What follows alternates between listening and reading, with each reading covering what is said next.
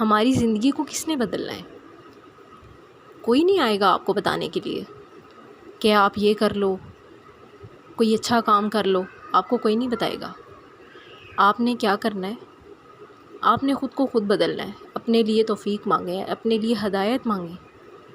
اگر آپ سے نماز نہیں پڑھی جا رہی ہے اور اگر آپ کو شیطان اتنا ورگلا رہا ہے، آپ کے اوپر حاوی ہوا ہوا ہے کہ آپ کا نماز پڑھنے کو دل ہی نہیں کرتا، اور کچھ لوگوں کے ذہن میں تو یہ بات آتی ہے کہ وہ جب دین سے دور ہو جاتے ہیں اور وہ جب ڈپریشن میں چلے جاتے ہیں، جب ان پر کوئی نہ کوئی بیماری آ جاتی ہے اور وہ کہتے ہیں ہمارے اوپر کسی نے کچھ کر دیا ہے۔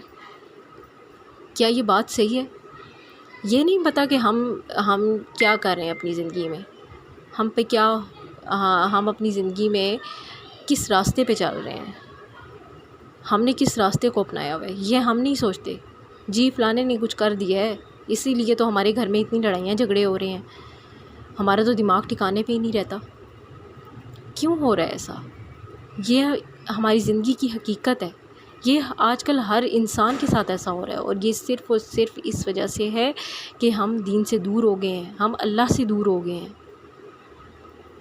ہم اللہ کے بتائے ہوئے راستے پہ عمل کر ہی نہیں رہے۔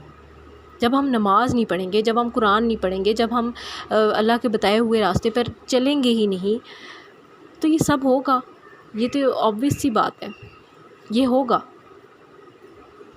تو اپنے اندر جھانکنا شروع کریں، بجائے اس کے کہ دوسروں کے اندر جھانکیں، دوسروں کے اندر خرابیاں تلاش کریں، اپنے اندر تلاش کریں کہ ہمارے اندر کیا خرابی ہے۔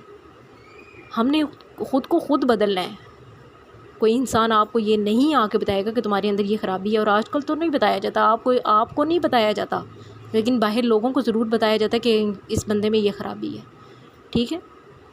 تو لوگوں کو چھوڑ دیں اور اپنے آپ کو دیکھیں اور اپنے اندر خرابیاں ڈھونڈیں اور خود کو سیدھے راستے پہ لانے کی کوشش کریں۔